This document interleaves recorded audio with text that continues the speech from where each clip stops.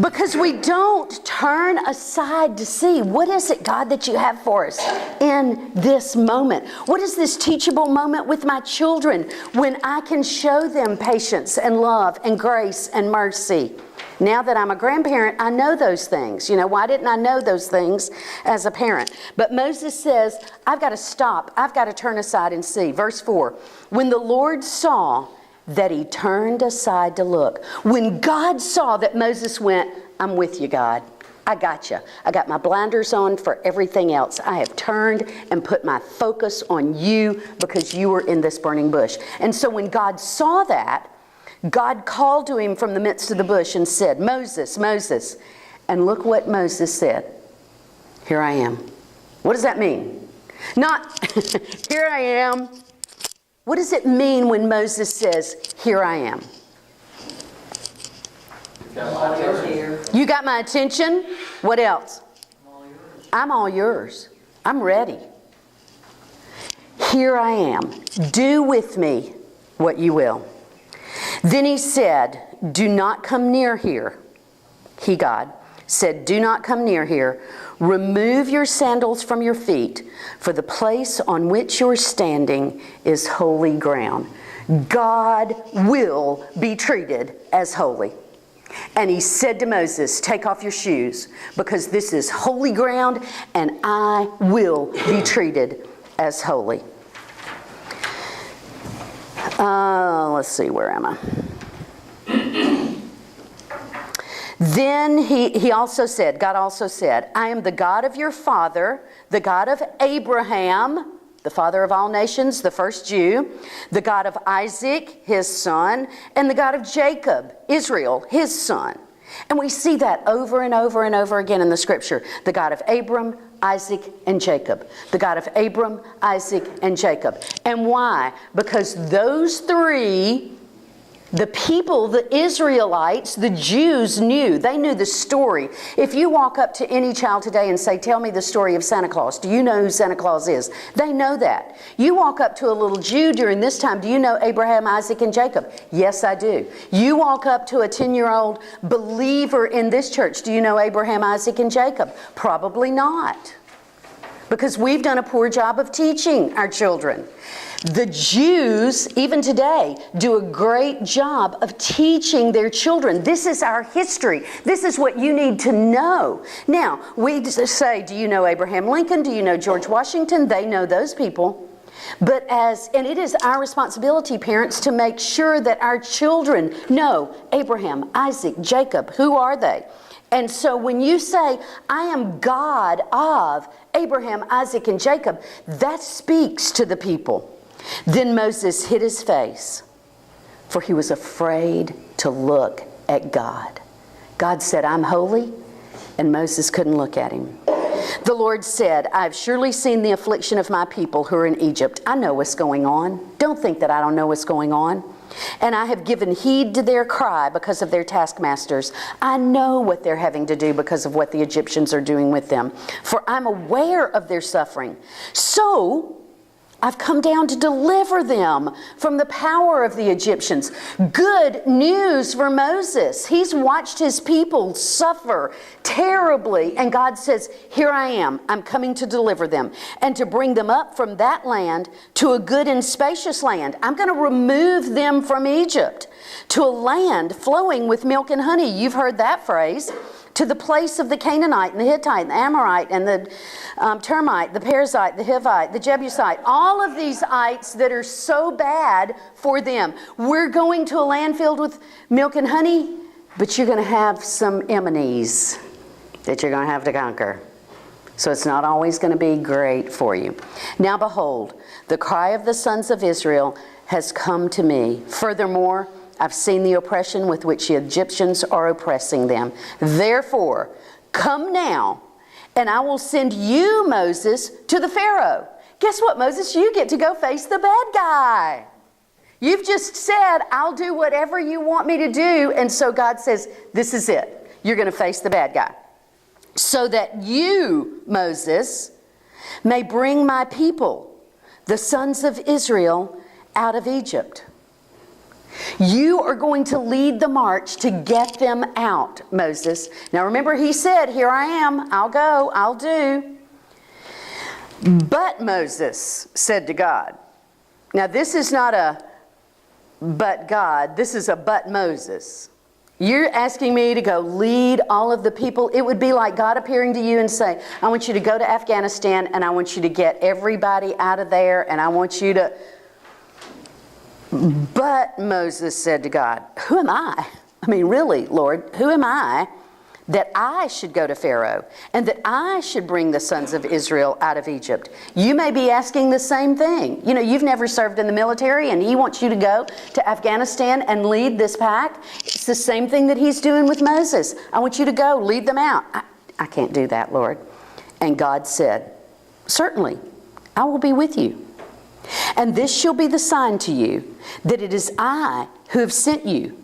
When you have brought the people out of Egypt, you shall worship God at this mountain. Worship is continuous. So he says, you'll know that I've been with you. You'll be able to do it because I've been with you. And we are going to be able to do this. What verse? Go to 22. They still continue to talk.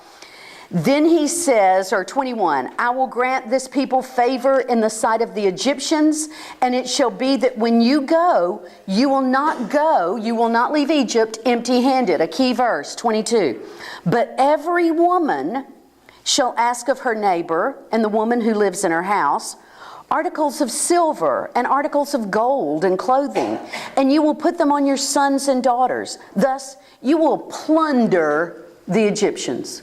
You'll get as much loot, as much booty as you can from the Egyptians. So when you go, when you leave, get all their stuff. Important verse. We'll get back to that. So then we go to Exodus 4. Here we see Moses going to the Pharaoh. So when we go through 4 through 13, Moses approaches the Pharaoh. Moses says to the Pharaoh, and then all of these plagues that he conquers.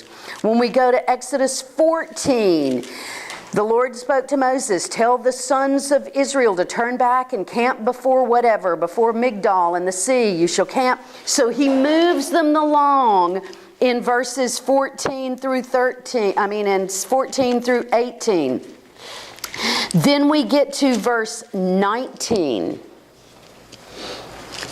Chapter 19. Sir? Chapter 19 and verse 19. Chapter 19. I just moved y'all along. We're not going to do the plagues. They're too depressing.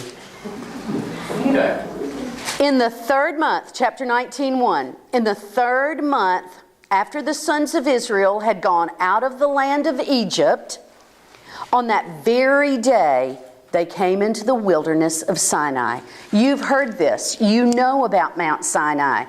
But let's really look at it. When they, the Israelites, set out from Rephidim, they came to the wilderness of Sinai and camped in the wilderness. And there Israel camped in front of the mountains. So if you look, you'll see that they are in front of the mountains making their camp. Moses, verse 3, went up to God, and the Lord called to him from the mountain, saying, thus you shall say to the house of Jacob, and tell the sons of Israel, you yourselves have seen what I did to the Egyptians, and how I bore you on eagle's wings and brought you to myself. Now, bearing them on eagle's wings, first time we've heard it, we'll see it again in the Psalms. But what he's doing, if you know how an eagle does his little eaglets, and she does her little eaglets, she feathers her nest while she's getting ready to hatch that baby. And so it is soft. Once that baby is hatched, she begins unfeathering the nest and taking out all of that fluffiness that she's got in there. Because an eagle knows that the purpose of having a child that we don't know, what is the purpose here? From day one when you go, oh my gosh, this is the prettiest not really, baby I've ever seen, but they are to you. The purpose of a child is to launch them successfully. So you enabling parents, stop it. Launch is your key word. Launch them successfully. An eagle knows that. So that baby's born, she starts taking the fluff out of the nest. I don't want this to be comfortable. I want you to be able to leave it. And then she puts that eaglet on the edge of the nest and pushes. There you go. But Daddy Eagle is down there underneath. And before that eagle, who just goes out, doesn't know to flap, and just is free falling, and the dad comes underneath and takes the eaglet back to the nest. Then the mama pushes again, and the dad goes, and each time it's a little higher, a little lower, so that the eaglet is having to learn to flap. And finally, when that eaglet learns to flap, he has been launched successfully. So get your eaglets flapping. And that's exactly what Moses said. I bore you on eagle's wings. You learned to launch successfully, and I brought you to myself. Now then, if you Israelites, you Jews, you Israel, will indeed obey my voice and keep my covenant, then you shall be my own possession among all the peoples, for all the earth is mine. Okay, we got to back up. Sorry. Genesis 6. Genesis 6, verse 18. You've got to be able to see from whence this stuff comes. He says, God said, if you will indeed obey my voice and keep my covenant. Now let's look at Genesis 6, 18. But God, will establish my covenant. First mention of covenant right here. I will establish my covenant with you, and you shall enter the ark, you and your sons and your wife, and your sons' wives with you. So he established the first covenant with Noah. And then if we go to Genesis 9, 8. Then God spoke to Noah and to his sons with him, saying, now behold, I myself do establish my covenant with you and with your descendants after you. So when God speaks in Exodus 19 about covenant, this is the covenant that's been established for all people, including us. He says, I'm establishing my covenant with you. And he says, I will keep my covenant. Now go to Genesis 15, 18. A little bit more about covenant. He says, on that day, the Lord made a covenant with Abram, saying, to your descendants, I've given this land. And he talks about how big the land is. A covenant-keeping God. I've made a covenant with you. It's more than a contract. It's more than a handshake. It's deeper than any of that. But God says in verse 5, keep my covenant. Then Israel shall be my own possession among all the peoples, for all the earth is mine. God says, the whole earth is mine, but Israel is my people. The people of Israel are my people. Don't ever forget that. Okay, then we go to Exodus 19. Moses goes up to God in Exodus 20. He gives him the 10 Commandments. In Exodus 21, he talks about all the ordinances for the people. Y'all hate reading that part because it's if he takes himself a woman, he reduces her food or clothing. So it's all those things that you don't like to read because you don't understand them. Then we go to 22 and he talks about the property rights and what you've got.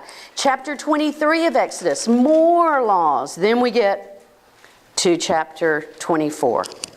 The preparation for the tabernacle. Dun, dun, dun, dun. So here comes the tabernacle. Then he said, God said to Moses, come on up to the Lord, you and Aaron and Nadab and Abihu and 70 of the elders of Israel, and you shall worship at a distance. Nadab and Abihu, look at your family tree. Are they on there?